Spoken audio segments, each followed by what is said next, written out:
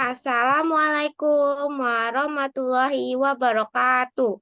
Perkenalkan kami dari kelompok 5 ingin mempresentasikan atau ingin menjelaskan tentang sintesis protein. Perkenalkan nama saya Nela Gayantri Utami. Nama saya Zaskia Apriliana. Nama saya Zaskia Liani. Saya Elizabeth Caroline. Oke, dimulai. Yang pertama, apa itu sintesis protein? Sintesis protein adalah proses penyusunan senyawa protein dengan membentuk rangkaian rantai polipeptida. Sintesis protein ini terjadi di dalam ribosom dan pengaturan sintesis protein dilakukan oleh gen DNA di dalam inti sel. Terus,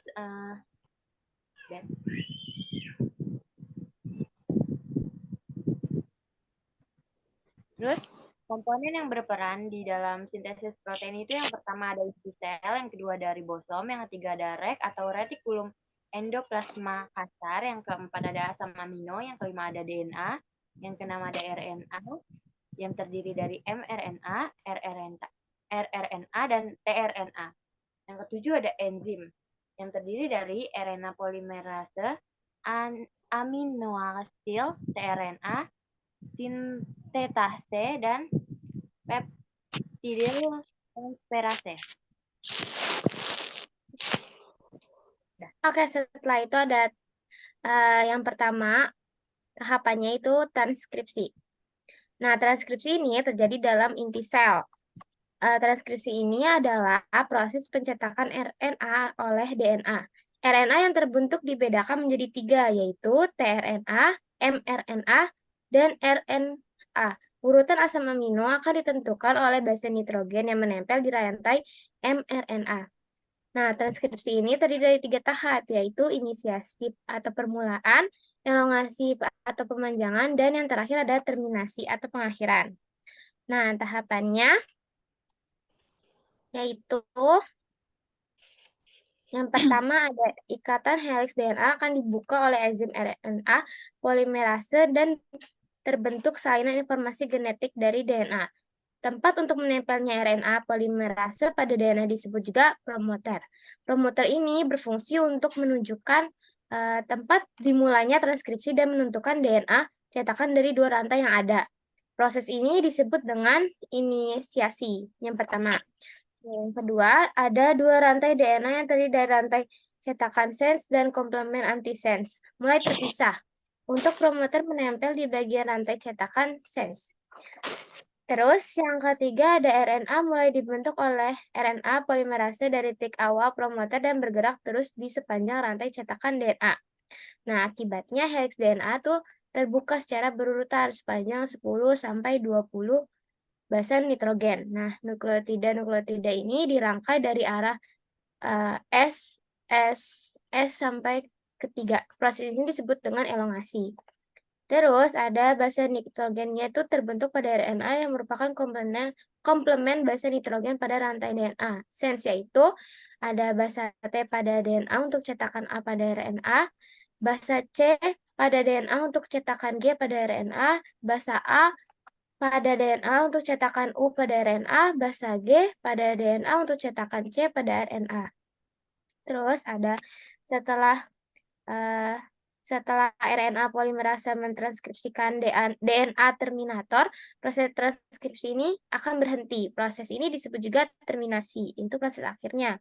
Nah, mRNA itu yang dihasilkan dari tahap transkripsi akan keluar menuju inti sel atau ke ribosom. Sudah.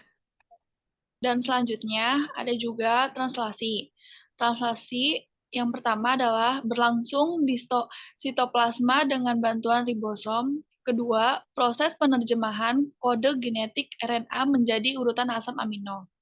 Tahapannya, translasi diawali dari kodom start yaitu AUG yang ada pada mRNA, lalu tRNA sebagai initiator yang memuat antikodon UHC akan membawa asam amino metionin. Selanjutnya, ada asam amino lain akan ditambahkan oleh enzim tRNA amino. aminoasil hingga dihasilkan rantai polipeptida lengkap. Yang ketiga, translasi semacam itu akan terus berlangsung sampai muncul kodon stop yaitu UAA atau UAG. Jika muncul salah satu kodon tersebut, proses translasi akan berhenti. Yang keempat, polipeptida yang terbentuk akan lepas dari ribosom.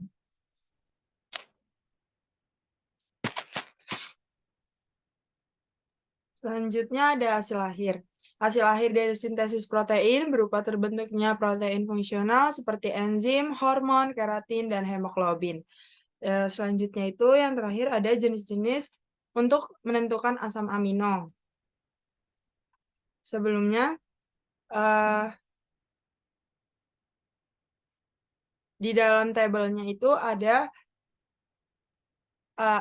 tanda U, C, dan G.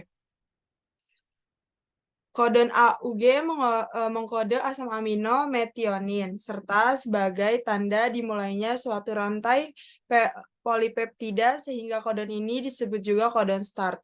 Selain kodon start, terdapat pula kodon stop, yaitu kodon UAG dan UAA serta UGA, yang menjadi tanda berakhirnya rantai polipeptida.